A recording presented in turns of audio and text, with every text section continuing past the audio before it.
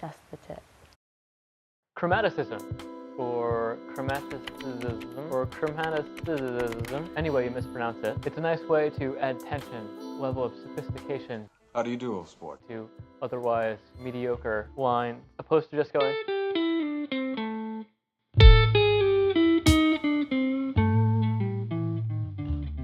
A lot of jazz players incorporate this concept. Much like a passing diminished chord creates tension by connecting two available or diatonic chords.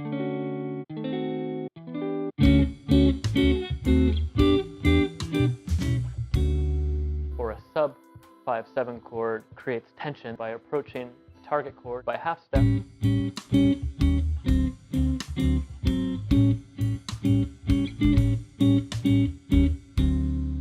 Chromaticism is a very similar thing in a melodic context.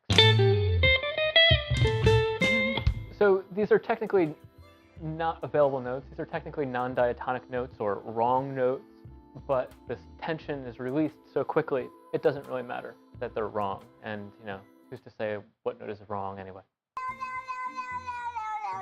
Like other concepts in music, it's really valuable to relate something to what you do know. Let's relate this chromaticism to a minor pentatonic scale.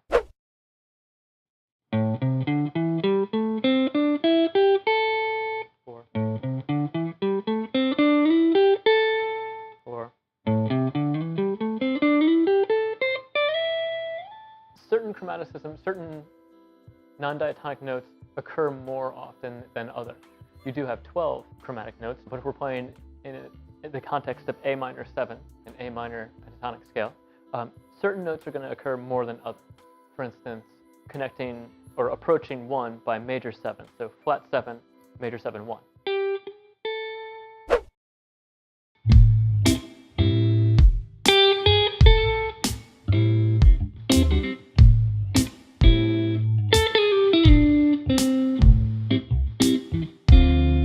It's important to see those in the different octaves, in the different places on the neck, rather than thinking of it as one lick that you know, trying to understand how it relates to the entire neck and each octave across your string set, along a string, or diagonally.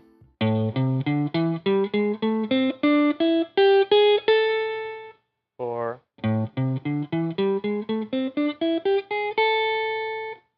and one example of a lick would be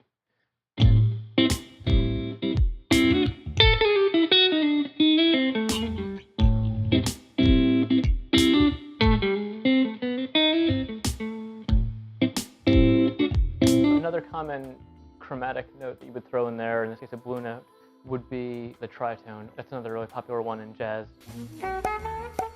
and blues. Well, everything really. Metal, rock. It's a very common chromatic passage to play.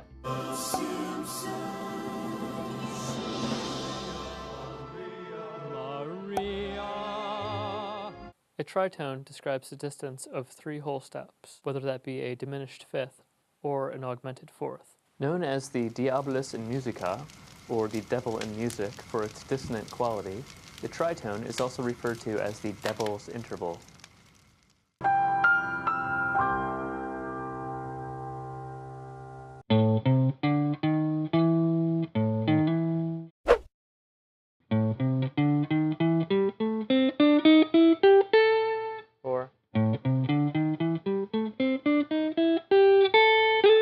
You have a couple options with this. You can hit that flat 5 on your G string or on your B string, depending on where you want to be in your neck. So just know that you have those options. You can go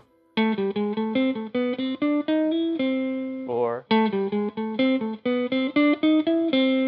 of depends on where you're going with it next. So just understand that these two notes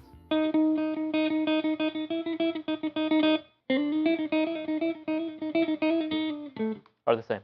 So, do you hear it? That tension and release. It's a great way to add depth to your playing and to your lines instead of just playing like straight pentatonic, to add some of these non-diatonic notes, some of these chromatic approach notes for a little something something.